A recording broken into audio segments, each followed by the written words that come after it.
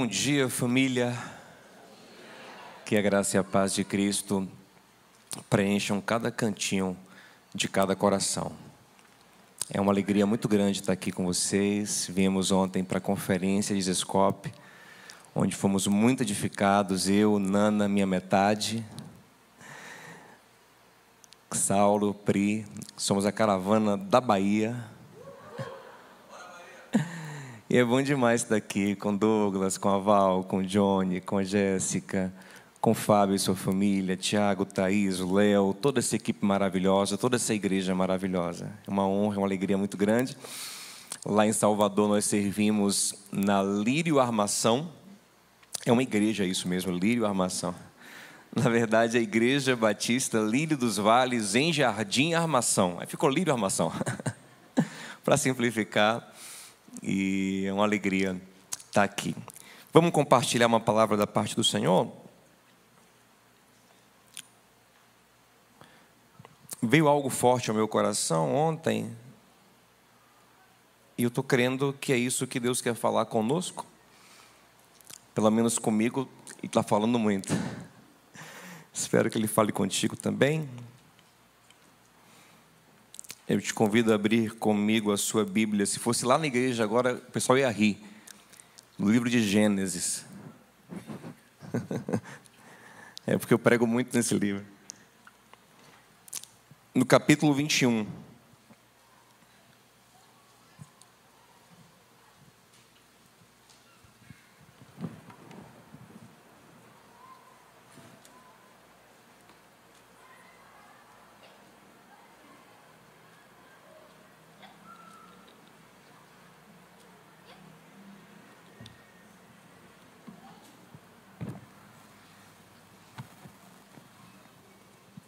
Vamos ler logo no início do capítulo 21 de Gênesis, meus irmãos.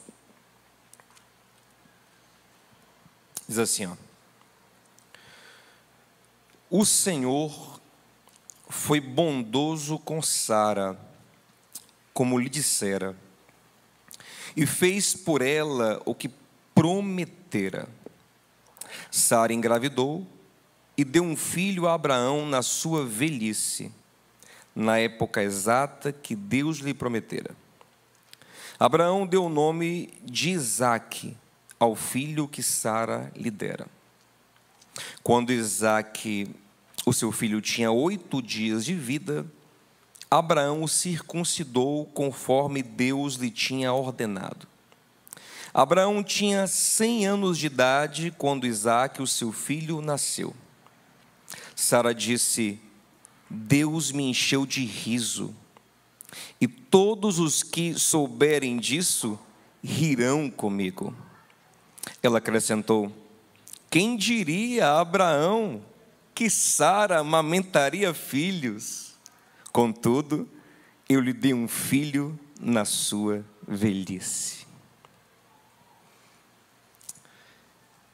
Irmãos, até um tempo atrás, eu me gabava de ter uma resistência para perder noites. Eu perdia a noite, eu virava a noite, e no outro dia eu estava inteiro. E eu vi uns amigos que perdiam umas horas de sono, que ficavam todos quebrados no dia seguinte. Eu zoava eles: vocês são muito fracos. E alguns mais experientes começaram a me falar assim: olha, isso tem prazo de validade. Vai chegar uma hora que você vai começar a sentir. E eu, cheio de fé, dizia: está repreendido, está amarrado. Sempre poderei virar as minhas noites à vontade. E aí, todo mundo dizia isso, né? Mas sabe o que aconteceu?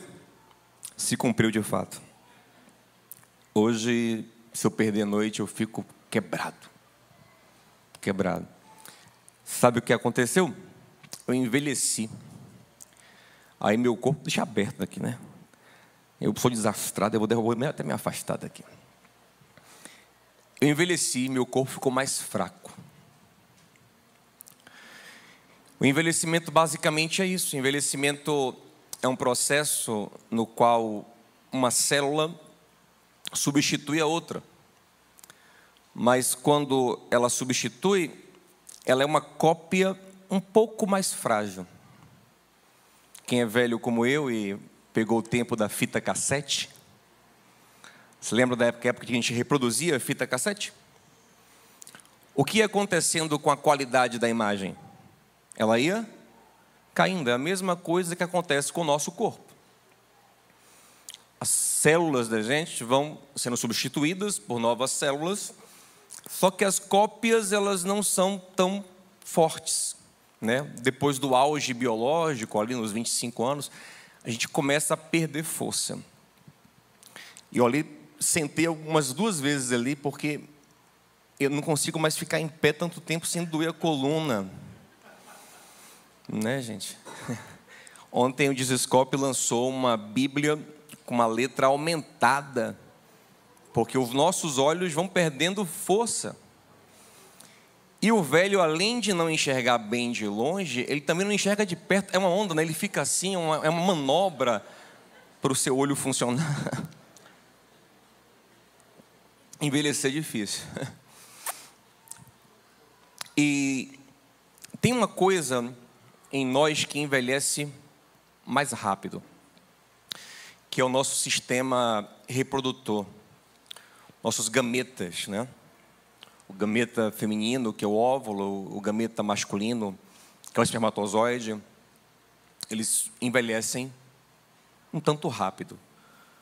Então, quanto mais perto do auge biológico você tentar ter filhos, é mais fácil de ter os filhos e é mais provável que sejam filhos saudáveis. Quanto mais você adia isso, mais difícil é de engravidar e mais chance do filho ter algum desafio genético. Porque a qualidade das células... E curiosamente, né? Curiosidade não tem nada a ver com o tema. Eu sou assim, me ajuda, Jesus. A concepção é o encontro da maior célula humana, que é o óvulo, é a maior célula humana, com a menor célula humana, que é o espermatozoide. A vida é o encontro do que há de maior com o que há de menor. Mas isso aí é outro tema. Então, o gameta envelhece, e é um desafio isso. E nós estamos aqui diante de um casal maravilhoso, nossos pais na fé, Abraão e Sara. Nesse tempo ainda que eu quero falar, Abraão e Sarai. E eles têm uma promessa de Deus, têm maravilhosas promessas de Deus, dentre elas, de dar a eles uma descendência biológica, de dar a eles filhos. Eles acreditam nisso. Abraão, ele ama Sarai. Eu vou falar logo Abraão, para não ficar Abraão. Abraão ama Sara. Tanto que, quando Deus fala com ele em Gênesis 15 assim: Abraão, não tenha medo, eu sou o teu escudo, grande é a tua recompensa. E ele sinceramente fala com o Senhor: Senhor, que recompensa mais o Senhor vai me dar? O que eu mais quero é filho, o Senhor não me dá. Quem vai herdar tudo que eu tenho é o meu servo, Damasceno Eliezer. Observe que Abraão está dizendo: se o Senhor não me dá filho com Sara, eu não vou ter filho com ninguém. Ele não cogita trazer uma outra mulher para a relação para gerar filhos. Ele fala: eu não vou ter, porque ele pensa a princípio em ter filho com Sara. Aí Deus fala: não, fica tranquilo, vou lhe dar filho. E aquela cena linda, né? Vem aqui fora da tenda, olha para o céu, tenta contar as estrelas. Consegue? Consigo não, Senhor. Assim será a tua descendência. Linda, eu sou apaixonado por essa cena. Aí ele se empolgou, o texto diz em Gênesis 15:6 que ele creu no Senhor. E por crer no Senhor, não por fazer nada, não por mover uma palha, mas por crer no Senhor, isso foi-lhe imputado por justiça. Aí ele foi justificado. Aí ele foi abençoado. Por tão somente crer. Isso é Gênesis 15. e está animado para ter filho com sua esposa. Mas imagina que ele chega em casa e bota uma pilha em Sara. Sarinha, amor, Deus falou, vamos trabalhar aí, vamos namorar, né? Hoje, tal. E aí Sara começa a sentir a pressão e diz: rapaz, esse cara quer muito ter filho, Deus quer fazer filho, mas eu não engravido, eu estou envelhecendo, ele está envelhecendo, sabe de uma, eu sou o problema, enquanto ele tem vigor, eu vou dar um jeito nisso. E aí a ideia de Sara, logo, capítulo 16, Sara olha para sua serva, a egípcia Agar, que é uma mulher mais jovem. Agar tem força, preste atenção, Agar não tem aliança de amor com Abraão. Agar só tem a sua força. Agar tem a sua, grave isso. Agar não tem aliança de amor com Abraão. Alguém sabe aqui onde que Agar morreu e foi enterrada? Ninguém. Gênesis 23 é o capítulo do enterro de Sara, é o maior enterro da Bíblia. O capítulo todo é sobre o enterro de Sara. Abraão gastou uma fortuna, Abraão pagou 10 vezes mais do que se costumava pagar para comprar o melhor túmulo possível para Sara. Sabe qual é a última missão da vida de Abraão? Gênesis 24? Achar uma esposa para Isaac que seja da família dele. Por quê? Porque a família dele era de crente. Quem disse isso, irmão? Não tinha nenhum crente lá, não. Crente era ele foi o primeiro. A família dele, inclusive, é a família de Labão. Lembra de Labão? Labão é irmão de Rebeca. E Labão, a gente vai ver depois que Raquel, a filha dele, que casa com Jacó, assim como sua irmã Lia, sai de casa levando os ídolos do seu pai. Labão era idólatra. Abraão não mandou o servo ir atrás da família para buscar uma esposa porque lá tinham crentes. Não. É porque lá era o povo onde ele achou Sara. Abraão amava Sara.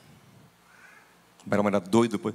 Na verdade, eu tenho uma outra pregação que depois, quem sabe, a gente fala sobre isso. É que não existe Abraão sem Sara. Abraão só virou Abraão quando Sarai virou Sara. E depois que Abraão morreu, Sara morreu, Deus nunca mais falou com Abraão. Mas são outros 500 aqui. Me ajuda, Jesus. Não se perde, volta comigo. Não se perde, volta comigo. Presta atenção. Abraão ama Sara. Ele ama Agar, gente. Por que ele vai deitar com Agar? Porque Agar tem força. Porque Agar tem algo nela, uma força para produzir um fruto que Sara não consegue. Abraão crê na promessa de Deus de lhe dar um filho? Crê. Mas ele vai tentar ter esse filho ainda com o resto de força que ele tem. Observe que até então, em nenhum momento se fala em Abraão ser velho para reproduzir. Até então, não. Até então, Abraão é capaz de reproduzir. Sara se vê como incapaz. Eles estão tentando, mas ela não está conseguindo. E o argumento que ela dá em Gênesis 16 é: o Senhor me tem impedido, como quem fala assim, olha, eu até poderia. Ela ainda está no ciclo menstrual, ainda está na fase reprodutiva, mas ela não consegue atribuir isso a Deus. Abraão também tem um resto de força, e eles dizem, pronto, vamos pegar então a força de Agar, com o resto de força de Abraão, vamos juntar e vamos ajudar Deus a fazer esse negócio. E eles juntam, e de fato Agar engravida. E vai nascer um menino chamado Ismael. Passam-se 13 anos. Sara agora já está na menopausa. Isso a gente vê em Gênesis 18, 11. Abraão tem agora 99 anos, Sara agora tem 89, já entrou na menopausa. E se era difícil ela engravidar antes, quando ela estava ainda na fase fértil, imagina agora, uma mulher que sempre foi estéril e agora entrou na menopausa. Agora é impossível. E Abraão também está velho, porque não é só o gameta feminino que envelhece, o masculino também, sabia, gente?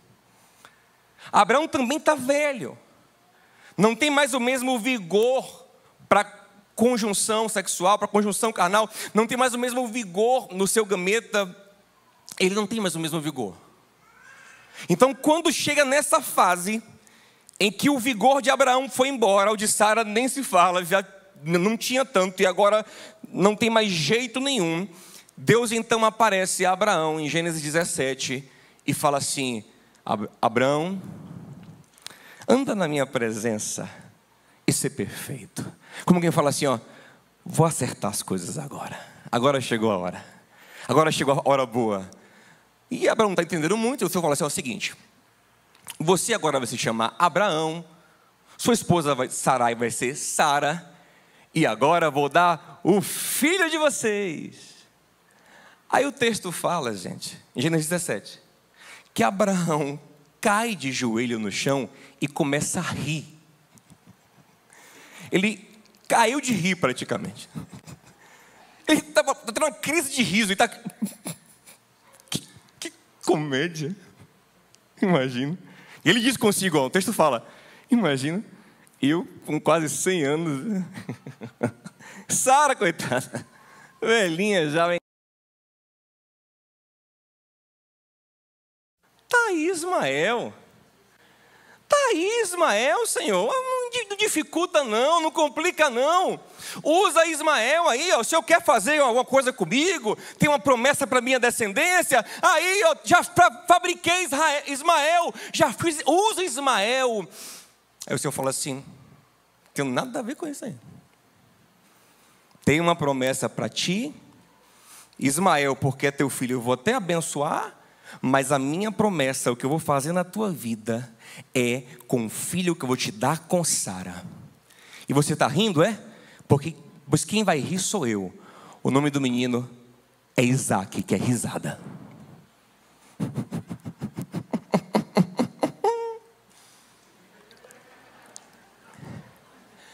Observe uma coisa. Vamos lá. Quem está pegando? Vamos agora para Paulo. Paulo em Gálatas, eu vou voltar em Abraão, fique tranquilo. Paulo em Gálatas capítulo 4 vai nos dizer que a relação de Abraão com Sara e a relação de Abraão com Agar simboliza duas alianças, na verdade, duas formas de viver, duas mentalidades. E Paulo diz que Paulo está preocupado com os Gálatas, porque eles eram crentes no Senhor Jesus, começaram pela graça, pela fé, mas agora tinha uma galera ensinando a eles a confiar nas obras deles, a confiar na força deles para serem justificados e abençoados por Deus. E Paulo fala, rapaz, isso é uma furada. Quem confia em si mesmo só produz carne. Depois ele vai traçar o caminho de fruto do Espírito, que é feito pela fé em Deus, pela graça de Deus, e a obra da carne que destrói a nossa vida, que é feita por quem confia em si mesmo. Mas Paulo vai dizer que esse modo de pensar e de agir, que é uma mentalidade, ele também usa a mesma expressão em Romanos 8:5 até o 8, ele fala que é uma mentalidade carnal, é simbolizado na relação de Abraão com a escrava Agar, porque aquela relação é uma relação onde no fundo, você conta com Deus, você conta com a ajuda de Deus, mas a confiança mesmo está na força humana. No fundo, lá no fundo, se confia no que eu sou capaz. É sobre o que eu sou capaz. Mas a aliança, a nova, interessante, né? A mulher velha simboliza a nova aliança. A mulher nova simboliza a velha aliança. Mas a relação de Abraão com a velha Sara, e o que ele concebe com Sara, que é impossível, simboliza a nossa nova aliança em Cristo Jesus. Porque o que Deus faz em nós através de Cristo é simplesmente, humanamente impossível.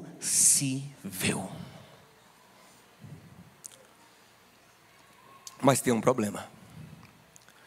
Paulo está dizendo que aqueles irmãos gálatas começaram a caminhada pensando segundo a nova aliança, que é impossível se justificar, é impossível produzir em si mesmo o fruto de Deus, produzir em si mesmo a bênção de Deus. Mas agora estavam voltando atrás, e estavam agora inclinando-se para uma mentalidade segundo a carne, como a relação de Abraão com Agar. Então é possível que a gente fique nesse dilema. Eu vou lhe dizer mais, na verdade, todos nós aqui temos esses dois sistemas operacionais instalados em nós. E vira e mexe, você muda de sistema, e isso é um problema. E Paulo fala, cuidado, fiquem firmes na graça, fiquem firmes na revelação de Cristo, fiquem firmes na dependência de Deus pela fé e pelo amor. E gente, basicamente, para a gente entender, como é que eu sei que eu estou nessa mentalidade carnal das obras? Como é que eu sei? Vamos olhar para Abraão e Agar. Lá em Gênesis 16, diz que assim que Agar se viu grávida, uma coisa aconteceu dentro dela. O quê? Quem lembra? Ela se ensoberbeceu e olhou para sua senhora com desprezo. Deixa eu te falar. Toda vez que você busca fazer alguma coisa para Deus, se aproximar de Deus, vir para a igreja, orar, ler a Bíblia, ir para a conferência, jejuar, isso te ensoberbecer, você está na aliança de Agar.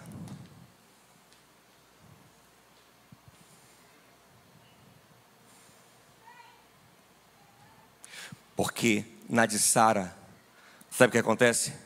Quando Sara engravidou, nós vimos Gênesis 21, ela se acaba de rir, de tão cômico que isso era. Ela acha graça. Não entende ainda não, Douglas, que eu vou chegar lá, não entenda ainda não, que não perde a graça. Calma, não entenda ainda não, não pode entender já não. Segura um pouco aí. Ainda vou chegar no auge da mensagem. Aí você está sabotando a minha mensagem. Depois a mensagem foi ruim e tal, você que está se antecipando. Estou brincando, gente. Gente, eu sou brincalhão, viu? Estou me segurando, porque se eu ficar muito solto, eu brinco muito. Vamos lá. Olha para cá. Sempre que qualquer coisa ligada a Deus te enche o ego, você está operando na carne e usando Deus. Você está confiando em você mesmo. Lembre de Lucas capítulo 18. O Senhor conta uma parábola sobre aqueles, o nome fala assim, sobre aqueles que confiavam na própria justiça e desprezavam os outros. Sempre que eu confio na minha própria justiça, eu desprezo o outro. Então, o fariseu, ele ora falando que faz coisas extraordinárias. Não cometo esse pecado, nem esse, nem esse, nem esse, nem esse, nem esse. Jejuo 2 vezes por semana e dou o dízimo de tudo. Se cair R$10 na minha conta, eu tiro R$1. Que o Senhor toma. Tudo. Me dê R$1, eu tiro 10 centavos. Que toma aqui, ó. Me der 10 centavos, eu dou um jeito de achar uma moeda de 1 centavo. Mas o meu dízimo eu dou. Você entende o tom disso?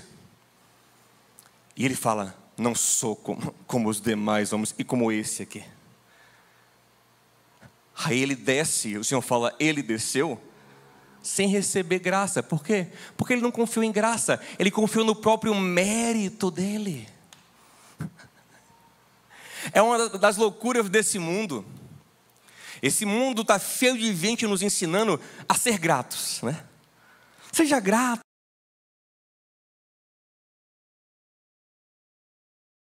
Obrigado, sol, obrigado. Obrigado, natureza, obrigado, Deus. Eu agradeço por tudo de bom. Aí a mesma galera fala assim, ó, e depois diga assim, eu mereço muito mais. Eu digo, como? Peraí.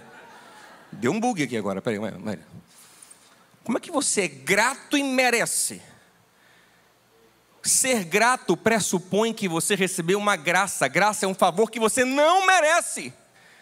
Gratidão é o reconhecimento de ter recebido algo que eu não mereço. Se eu mereço, não é gratidão, é justiça.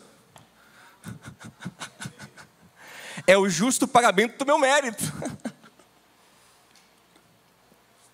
Quando H engravida, ela se ensoberbece.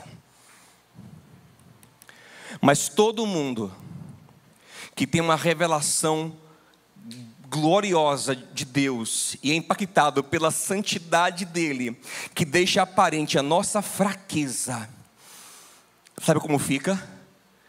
Humilhado, constrangido e grato. Na verdade, quanto mais perto de Deus eu estou, mais humilhado eu fico. Mais humilhado eu fico, eu digo, meu Deus. Gente, se fosse em outro tempo, eu julgo que sim, hoje estou mais perto de Deus do que antes, pela misericórdia e graça dele. Mas talvez fosse em outro tempo, eu viria aqui e pensaria, isso mesmo. Douglas me chamou para pregar aqui, eu tenho que pregar, né? Deus me deu esse dom, glória a Deus por isso. Mas na verdade, eu estava ali orando e pensando, meu Deus, como é que eu estou aqui, né? No meio de pessoas tão preciosas. Não que a nossa igreja também não seja a mesma coisa, sempre me sinto assim em todos os cultos. Como?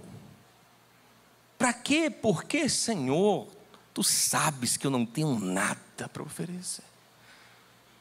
Quanto mais perto de Deus você está, mais constrangido você fica. Mais humilhado você se sente. Mais esvaziado você se sente. Quanto mais carnal você está aí. E a gata aqui, ó, é isso mesmo, olha aí, ó. Olha aí, no final das contas, quem foi que Deus usou para dar o filho a Abraão? Né? Quem Deus usou? Deus sabe que aqui é vaso. Eu dou lugar. E o texto fala que ela desprezava Sara. É brincadeira, porque a carne é assim. A carne leva a gente a uma soberba que nos leva a uma ilusão de grandeza. Tá Sara aqui, ó, no meio do arraial de Abraão, ó, desfilando, ó, de senhora, ó. Agar. Aí Sara, Agar, minha filha, pega ali uma água para a sua senhora. Quem me viu passar na prova e não me ajudou.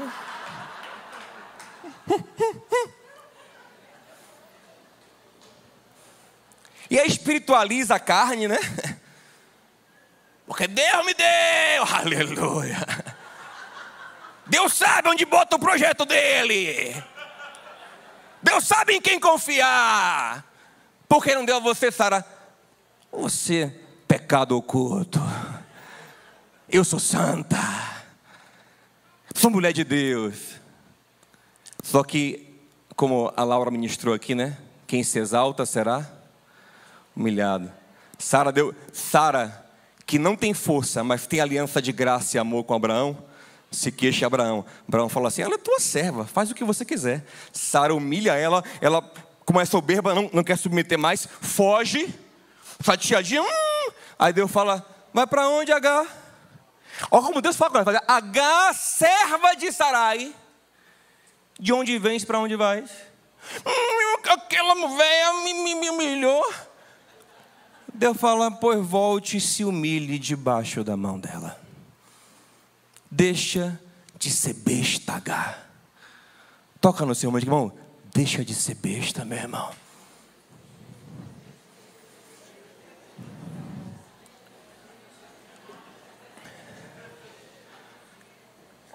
Ismael ainda era pequenininho dentro dela, ela já estava se achando. Deus faz uma coisinha na gente, a gente começa a se achar.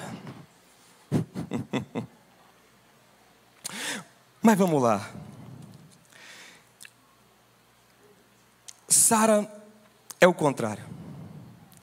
Sara é aquela na qual Deus faz quando não tem mais nada humano para ser feito. E a gente poderia passar aqui a tarde toda mostrando isso, repetindo na Bíblia o tempo todo. Deus faz isso o tempo todo. Mas vou dar um exemplo que eu gosto muito, que é de Moisés. O texto fala lá em Êxodo 2 que Moisés, quando virou homem, Êxodo 2:11, ele virou homem. Ele então, se achando homem forte, era príncipe também, né? E ele diz: agora chegou a minha hora de agir. E aí ele sai no meio da galera, vai na região que os hebreus estão sendo escravizados. E o texto, Estevão, fala em Atos 7:25, que de fato, Moisés saiu ali com a expectativa de já ser naquele momento reconhecido como o libertador do seu povo. Ele acreditava que era a pessoa certa. De fato, ninguém tinha um currículo como o dele. Ele foi criado no palácio egípcio e era hebreu, era a melhor pessoa para fazer esse meio de campo, para tirar os hebreus do Egito. E ele sai se achando, o primeiro egípcio que ele vê maltratando um hebreu, sabe o que ele faz? Mata o cara, cava um buraco, esconde e vai para casa dizendo: vitória. Aí o texto fala que no dia seguinte ele sai de novo de rolé. Aí vê dois hebreus brigando. Ele diz: epa, estão brigando por quê? Não, briguem não. Briguem assim não, faça assim não. Aí os caras falam assim: oxente, quem lhe constituiu juiz sobre nós?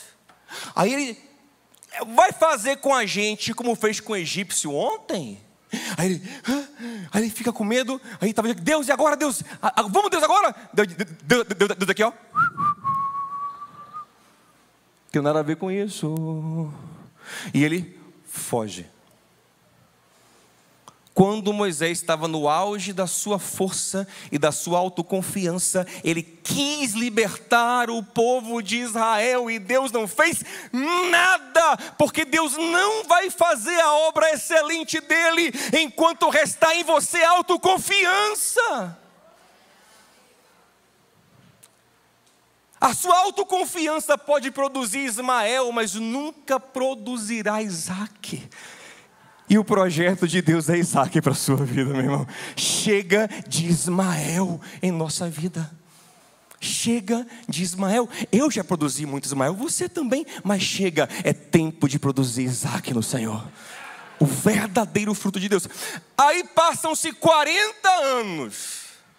Agora não é mais o jovem, é o velho Moisés. Não é mais um príncipe, é pastor de ovelhas. E qual é o problema de ser pastor de ovelhas? Onde ele foi criado, ser pastor é uma vergonha. Lembre, quando a casa de Israel desce para o Egito, José pede, Faraó dá para os filhos de Israel a terra de Gósen, onde ficavam os pastores, porque para os egípcios,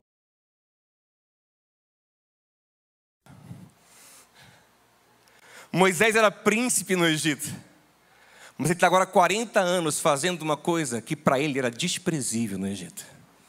Está sendo quebrado, moído. O ego dele está lá embaixo.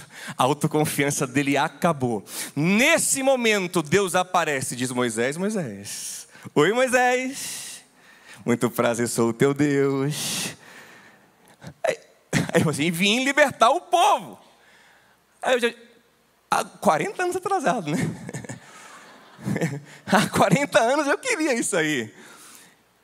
E Moisés fala uma coisa muito legal, Douglas, que ele fala assim em Êxodo 3:11, ele fala assim: quem sou eu para libertar o povo de Israel. E aí legal que se fosse a gente que gosta de massagear o ego dos outros, quer dizer, você é a melhor pessoa. Você foi criado como príncipe no Egito. Você tem experiência no deserto. Não tem ninguém melhor do que você. Se valoriza, Moisés. Moisés, levanta essa autoestima. Não fica assim, meu moche. Você tá... não. Eu não gosto de te ver assim, não. Levanta essa bola, rapaz. Você é um campeão. Diga assim, eu sou campeão. Você não, eu sou vencedor. Diga na cara comigo. Não. A resposta de Deus para o Moisés, que disse: quem sou eu para fazer isso? Antes eu confiava em mim, agora não tenho mais confiança nenhuma para isso. A resposta de Deus é linda: eu serei contigo.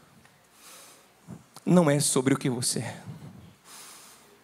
é sobre quem eu sou. É sobre quem eu te faço ser. É sobre o que eu faço na sua vida. E Moisés continua inseguro, ele está quebrado. Por fim, a última desculpa que ele dá é: Deus, deixa eu te falar uma coisa, Senhor. Eu não sei falar. Eu não sou ruim de falar, eu não vou conseguir chegar lá, vou gaguejar, vai ser ruim. E aí Deus falou para ele uma coisa linda. Isso me abençoou muito, vou te contar agora. Deus falou para ele assim, ele falou assim: não, Moisés, não, você fala bem, rapaz. Não, também não foi sobre isso. Ele falou assim: quem foi que fez a boca do homem? Quem fez o mudo? E o que fala? Não importa se é mudo, não importa se sabe falar. Rapaz, isso é tremendo demais.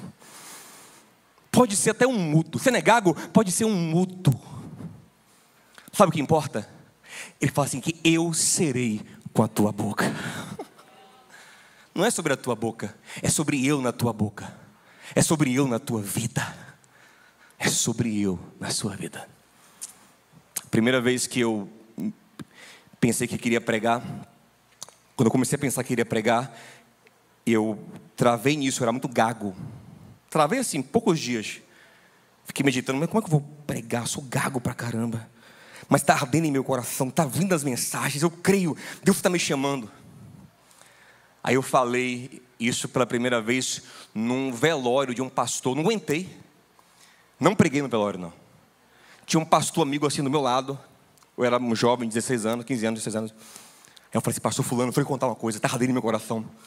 Deus tem me dado pregações. Rapaz, eu vou pregar.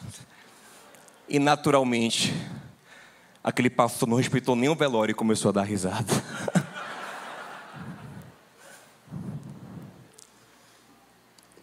Mas eu também ri. Guarde isso. Eu também ri. Você entende? Isso é importante. Então Deus está dizendo para Moisés o seguinte: não tem nada a ver com você.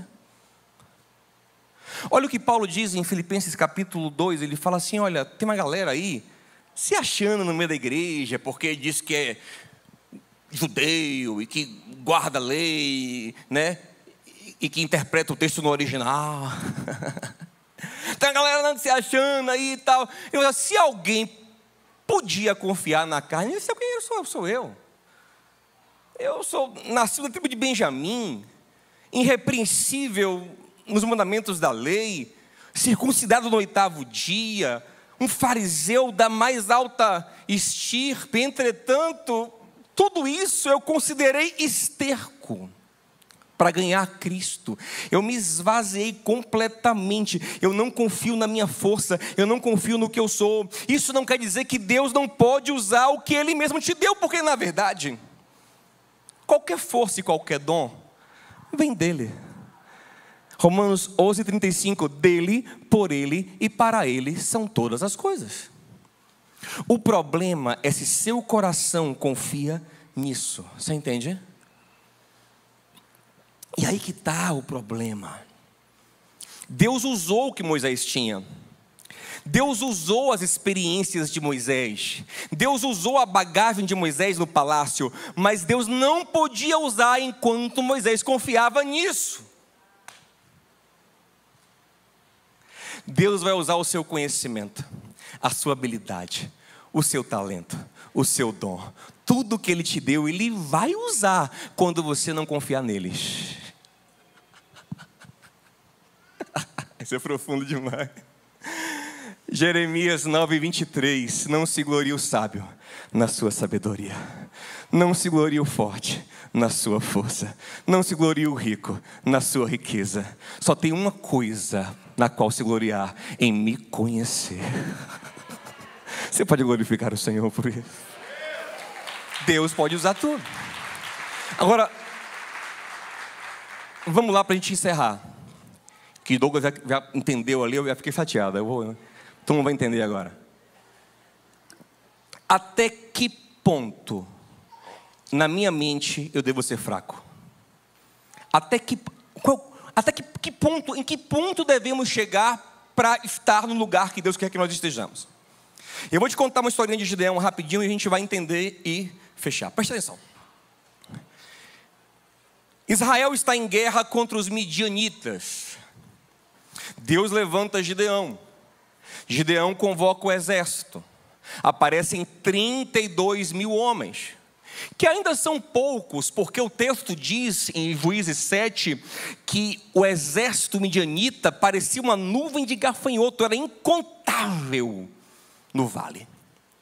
Tem 32 mil com Gideão. Gideão está animado. Você poucos com Deus são maioria. Vamos lá. Tal. Aí Deus fala: Gide, ô Binho, tem muita gente aí, não quero ir assim não. Tem muita gente. Aí eu imagino, Senhor, está de brincadeira, né? Estou aqui me esforçando aqui para poder dar o melhor que a gente pode dar. O melhor que tem. Senhor, não tira não. E aí ele falou: Gide, não dá não, pai. Não dá não, Binho, porque com essa galera aí, vocês vão acreditar que foram vocês. E é imprescindível para mim que vocês entendam que não são vocês.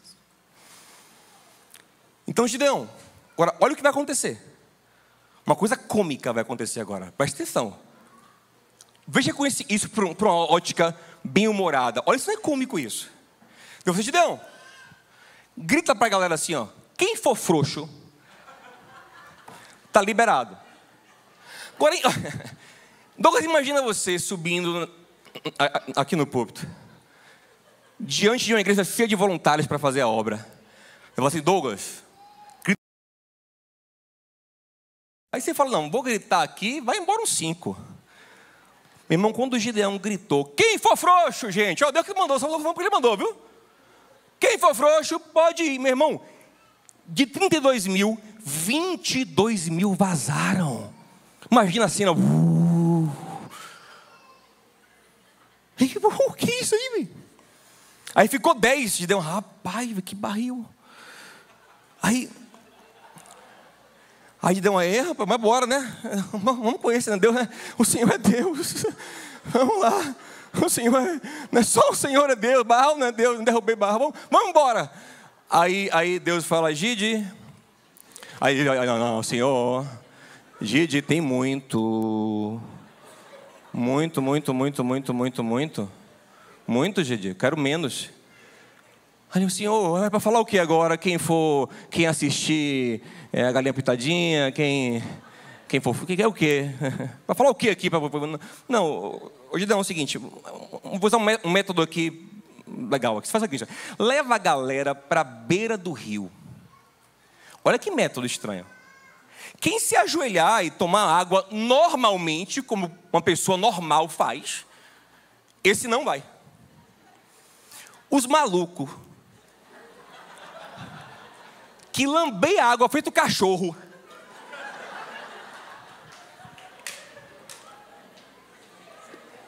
esse você leva. E Deus fala: você está de brincadeira. Não, você está de brincadeira. Vai. Rapaz, velho. Aí vai 10 mil. Imagina, gente, a cena hilária. Gente, beber água. Ele aqui olhando, ó. Acabou, tem um maluco ali, ó. Você, vem. Você, maluco, vem. Aí ele foi catando, no meio de 10 mil, ele catou 300. Doido. Agora, eu lhe pergunto, para que isso serviu na guerra? Para nada, ninguém lambeu ninguém... Não tem nada, não serviu para nada. Nada! Foi só uma maneira de humilhar mesmo, de separar os doidos mesmo. Até porque a estratégia de guerra era ridícula. Os caras iam com a tocha dentro de um vaso de barro assim, ó. Chegar perto do exército de midianita. Quando chegasse perto, quebrava o vaso. Tcharam! E tocava uma trombeta. Por Gideão! E pelo Senhor e por Gideão. Meu amigo. É engraçado. Gideão. Não tem aquele filme Os 300? 300, né? Que é Leônidas, né? E os 300 fortões lá dele, né? Esse é Gideão e os 300 lambedores de água. Imagina, velho. Veja, qual é o gênero desse filme aqui? Hein? Comédia. Isso é uma comédia. Presta atenção, isso aqui é importante. Isso é pregação mesmo, veja. Douglas que me chamou, viu? Depois reclame. Qual é o gênero desse tipo de filme aqui, gente? Gideão e os 300 lambedores de água. É o quê? É uma ação isso aqui? Isso é uma comédia. O texto fala, quando eles quebraram as tochas e gritaram, o Senhor fez os próprios midianitas se voltarem uns contra os outros. Os lambedores não fizeram nada. E Deus deixou claro que Ele esvaziou para que eles soubessem que para eles era impossível. Aí que está na hora certa. Mas sabe até que nível, para responder a pergunta? Até que ponto? Até o ponto de ser ridículo. Sabe o que é o tema dessa mensagem? Ridículos. Preste atenção. O ponto do nosso esvaziamento é um ponto em que sejamos ridículos aos nossos próprios olhos. Onde seja ridículo pensar no que Deus está fazendo diante de tamanha fraqueza na nossa vida. É para rir. De si mesmo, não de Deus, de si mesmo. E é exatamente o que acontece com Abraão e Sara. Em Gênesis 17, Abraão cai de joelho e começa a rir, pensando nele velho, com Sara velha, dando filhos. Em Gênesis 18, Deus visita Abraão de novo e está falando com Abraão e Sara começa a dar risada dentro da tenda. E ela fica até preocupada porque Deus fala assim, por que Sara está rindo? Ela nega, não, eu não ri não. Ele fala, riu sim, não minta. Ele pensa que Deus está bravo, mas Deus não está bravo não. Porque o próprio Deus disse, isso aqui tudo é uma comédia. O nome do filho, o nome do menino é risada. Porque eu estou fazendo uma coisa ridícula. Vocês são tão fracos para a grandeza do que eu vou fazer, que pensar nisso é ridículo. É por isso que Sara, quando está com Isaac nos braços, preste atenção, é que eu termino. Sara, quando está com Isaac nos braços, ela está amamentando e falando assim, rapaz, Deus me fez dar risada. Quem ouvir essa história vai dar muita risada, que comédia. Quem diria, Abraão, que essa véia amamentaria?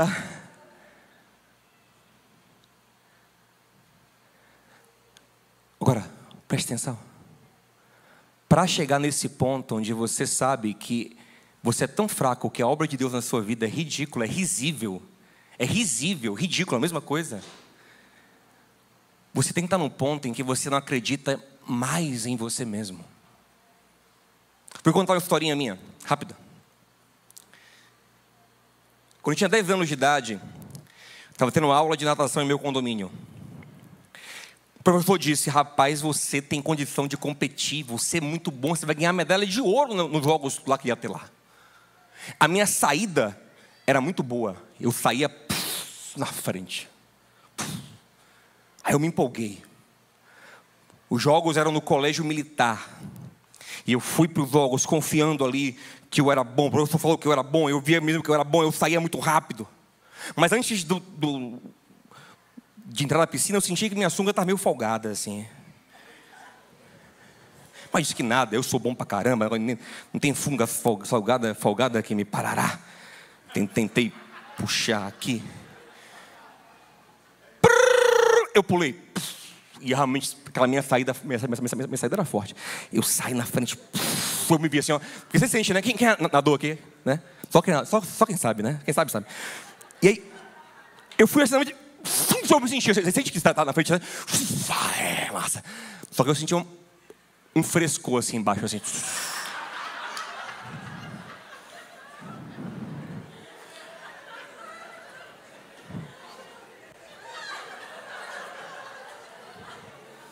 Eu parei.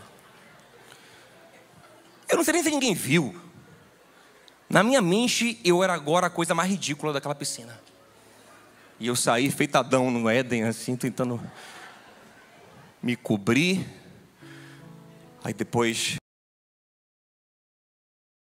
essa medalha de consolação. Eu fiquei revoltado, eu fiquei tão irado naquele dia que eu dei um soco naquele negócio do encosto da cabeça do carro do meu pai, que quebrou. Era maluco. Com raiva, muito irado. Deixa eu te falar. Sabe que eu estava irado? É assim, não foi tanto pela vergonha de ficar nu, não foi tanto isso. Era porque eu acreditava muito que eu podia vencer. E aí você não quer ser ridículo porque você acha que você tem expectativa de você ser o melhor. Aí acabou que você é ridículo. Você não quer isso. Já assistiram alguma maratona? Já viu uma galera que se ridiculariza? Eles vão de fantasia. Eles vão com cartaz na mão. Por quê? Porque eles não acreditam que podem vencer por eles mesmos. E se alguém falar para eles assim: rapaz, você vai vencer, eu vou dar risada. E se um dia, por um milagre, Deus os fizer vencer, eles sabem que não é por eles, porque eles são ridículos. Um milagre aconteceu na vida deles. Eu quero encerrar perguntando a você: você já sabe? Pergunta ao seu irmão, ó, você já sabia que você é ridículo?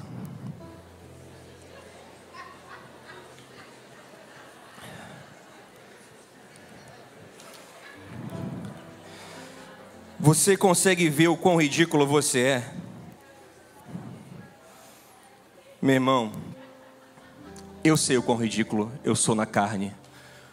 O quão ridículo é a minha história. O quão risível eu sou.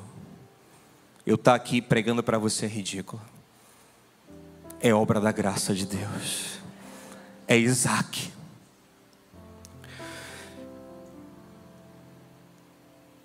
Jesus não foi só castigado na cruz. Ele foi ridicularizado. A guarda de Herodes colocou nele uma coroa de espinhos, de zombaria. Quem acha você pode falar o nome aqui? Roda já, as coisas aqui rodam. Mas pode, né? Quem acha aquele cara que imita Jesus, que diz que é Jesus, né? Ridículo. Foi o que tentaram fazer com Jesus ali. Ridicularizar. Fizeram com ele. Botaram uma coroa de espinhos. Botaram nele uma túnica de rei. Uma túnica púrpura para fingir que era rei. Botaram um cano na mão dele. Eles ficavam zombando: vai rei.